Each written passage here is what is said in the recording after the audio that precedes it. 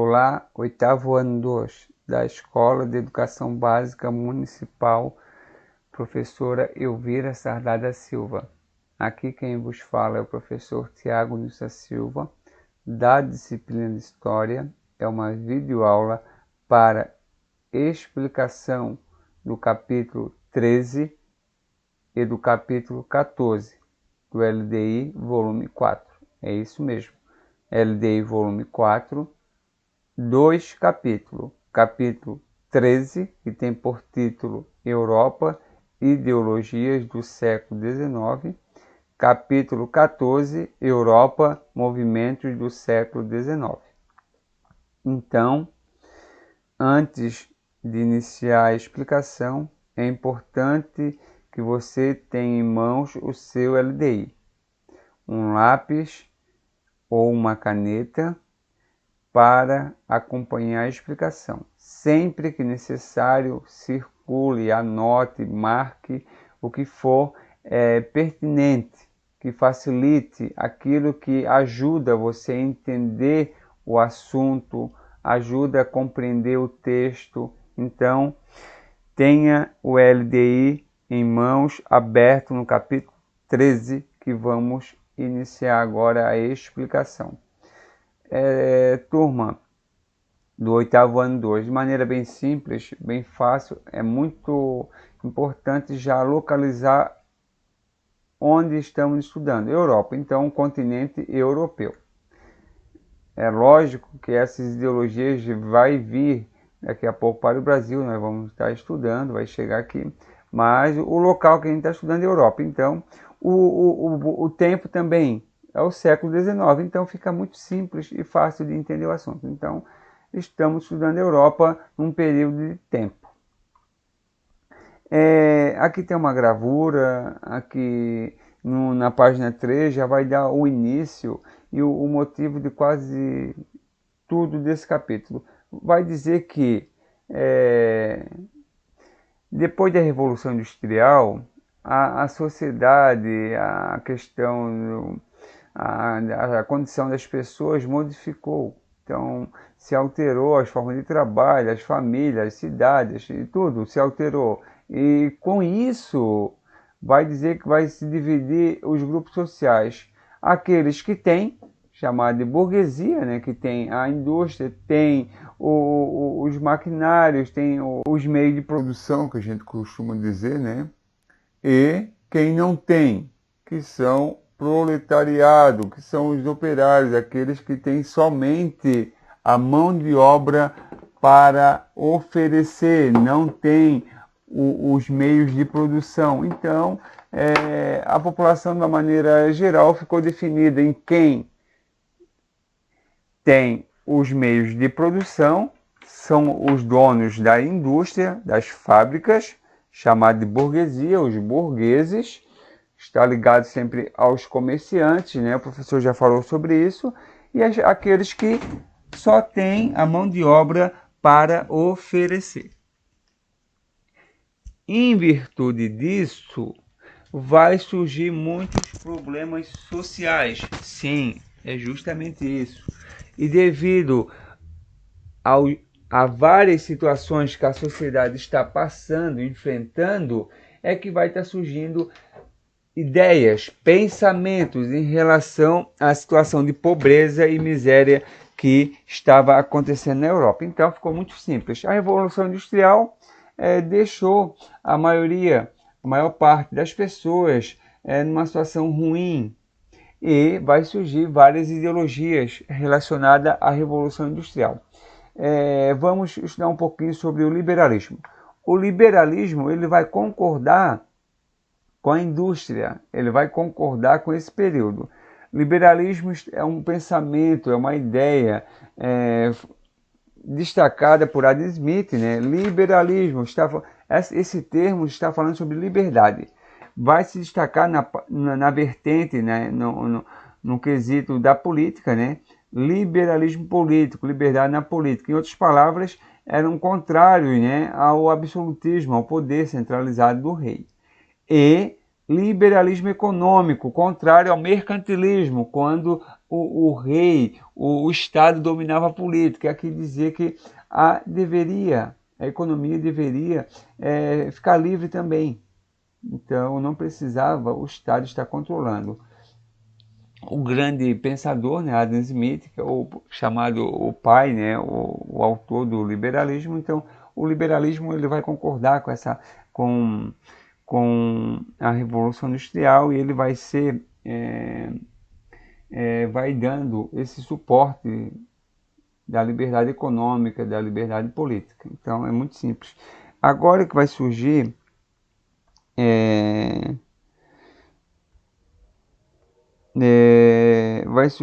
um movimento, tá na página 5, que vai ser praticamente um dos grandes protagonistas, né?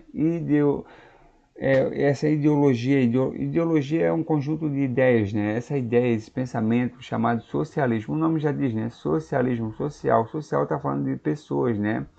Esse aqui está dizendo, essa ideologia está dizendo sobre os problemas, né?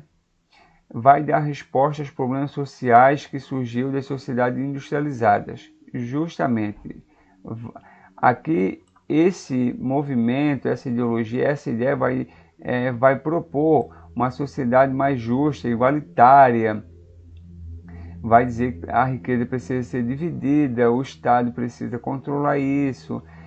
Tem a primeira vertente, a primeira divisão do socialismo utópico.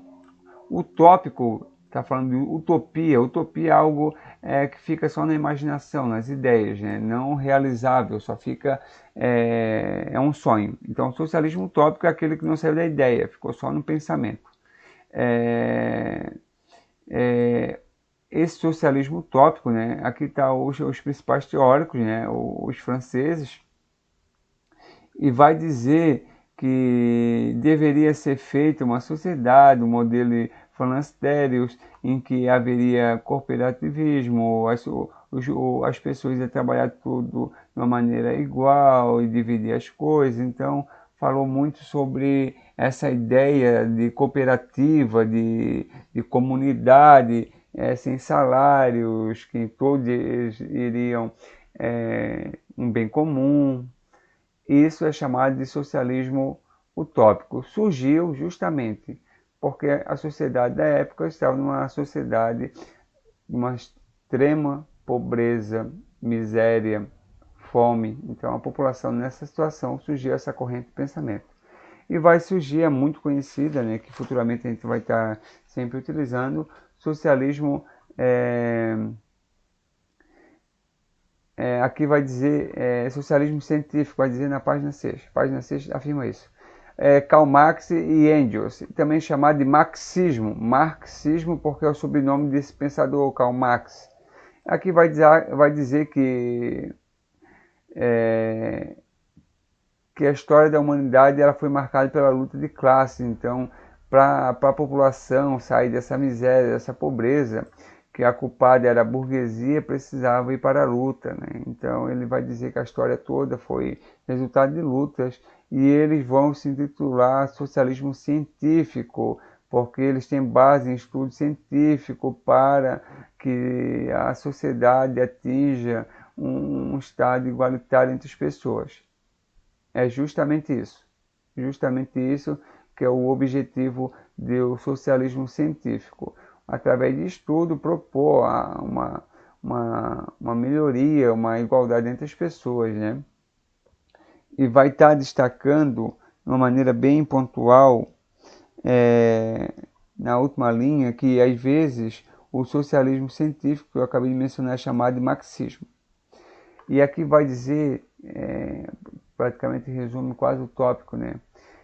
Com a revolução, que é a luta de classe, e a presença do proletariado no poder, os trabalhadores, né? Proletariado, os trabalhadores, a grande população, objetivavam construir uma sociedade igualitária, na qual não existiriam classes sociais, propriedade privada, o trabalho seria dividido por todos, e assim a riqueza também. Justamente, a ideia era isso, do que o socialismo colocava uma nova ideia de sociedade, criticando a sociedade industrial. Anarquismo é um assunto extremamente simples de entender, né? Anarquia vem do original do grego, que fala da ausência de autoridade, né? Assim como o socialismo, eles vão buscar, né, o fim das desigualdades sociais, mas vai dizer que o culpado não a burguesia em si. Aqui vai dizer que o culpado é o Estado. Aqui vai dizer que o culpado é o Estado. Então, o Estado é o responsável pela existência, né, dessa situação que está vivendo a Europa, situação de miséria, de pobreza. Então, vai dizer, os anarquistas vai dizer que o Estado acaba prejudicando tudo. Então, para eles não deveria existir o Estado, a autoridade, justamente isso.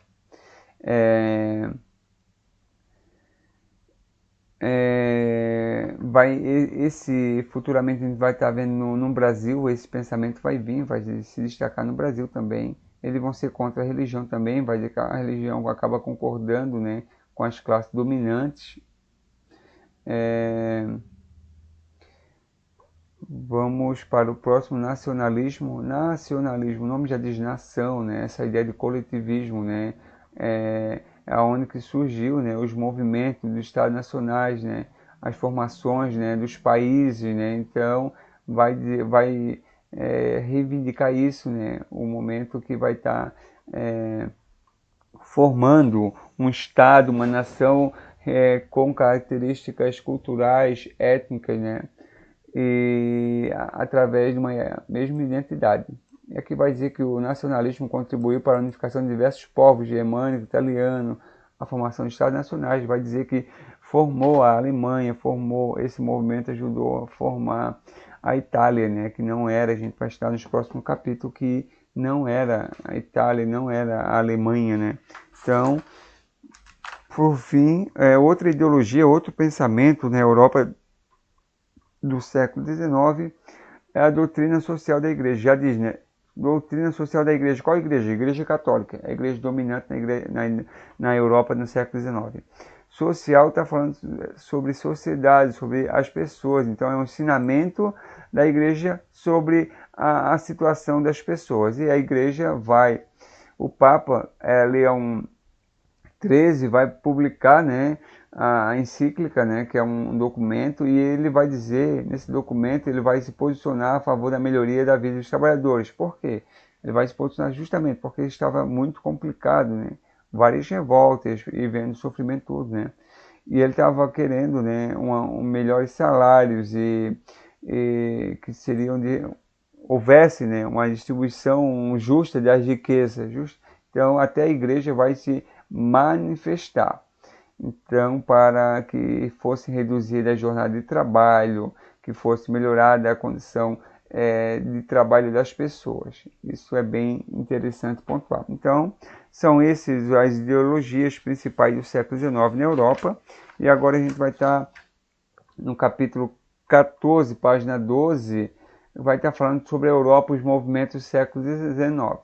A gente estudou no capítulo 13, Europa, ideologias, né, as ideias, os movimentos, né, as ideias na Europa, e agora a gente vai estudar os movimentos, e justamente com base nessas ideias. A gente vai ver página 13, movimento operário. Aqui vai falar já no lado sindicato, que é um movimento relacionado, né, aos representantes dos trabalhadores perante o governo, né, que estavam buscando melhores condições de trabalho, a questão do desemprego, os problemas de saúde.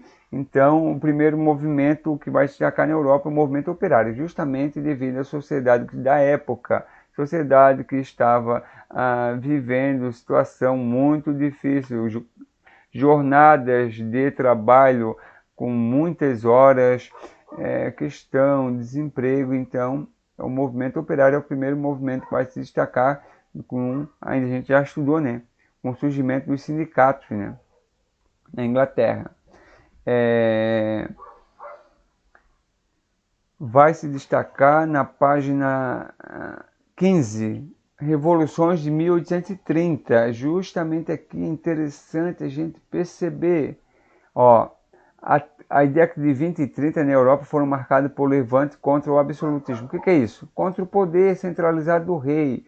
O rei governava, já vinha de família, hereditário. Então, vai surgir várias revoluções contrárias ao absolutismo real. De maneira bem simples é isso. Se você vê os detalhes, geralmente vai estar acontecendo na França também. A França é símbolo, né, do absolutismo, né, do poder do rei centralizado. Então, nessas décadas, principalmente na Revolução de 30, vai ser bem característico em vários reinos contra o absolutismo real, contra a postura, a maneira de governo desses países, principalmente na França.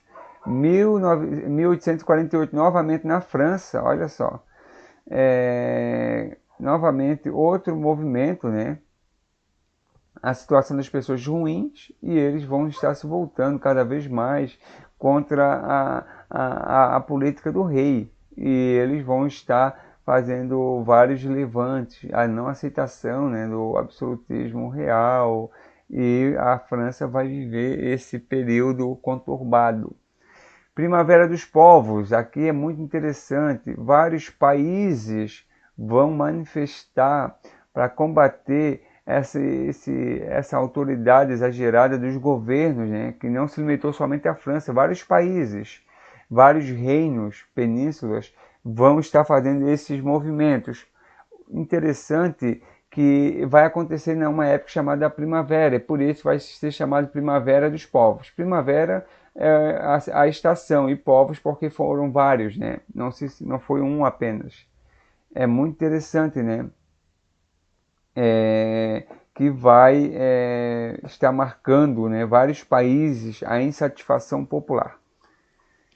Continuando, vamos para unificação da Itália e Alemanha. Professor, agora que eu não entendi o nome aí. Unificar, tornar único, tornar um só. Como assim, professor, tornar a Itália um só, tornar a Alemanha um só? É que naquela época não era. Eram várias divisões, vários reinos, vários condados, vários principados. Então, esse período que a gente está estudando foi período para que a Itália se tornou um país. A Alemanha se tornou um país, se tornou a unificação, se tornou um. Não era. Aqui vai falar da unificação italiana. Perceba, várias divisões, 1, 2, 3, 4, 5, 6, 7, de maneira grande, né, praticamente 6, 7 divisões a Itália possuía, não havia uma unidade, e agora vai surgir vários movimentos com base, olha só, interessante, nos ideais nacionalistas, né, que a gente acabou de estudar no capítulo 13. O movimento nacionalista, essa ideia de identidade, pertencimento a uma cultura, uma identidade, vai estar formando a Itália. Bem interessante destacar.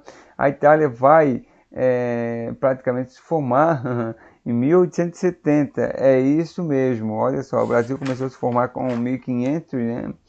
E a Itália vai se formar no finalzinho de 1870, em 1871, praticamente, que a Itália vai estar se consolidando. Em 1870, a Itália vai entrar nessa luta, nessa guerra, e vai estar se formando a Itália, né? Então, aqui vai dar o destaque, né, que dentro da Itália vai ter aquela briga, essa concordância, né? Vai estar dentro um país dentro do outro. É o país do Vaticano, que é o país católico, né?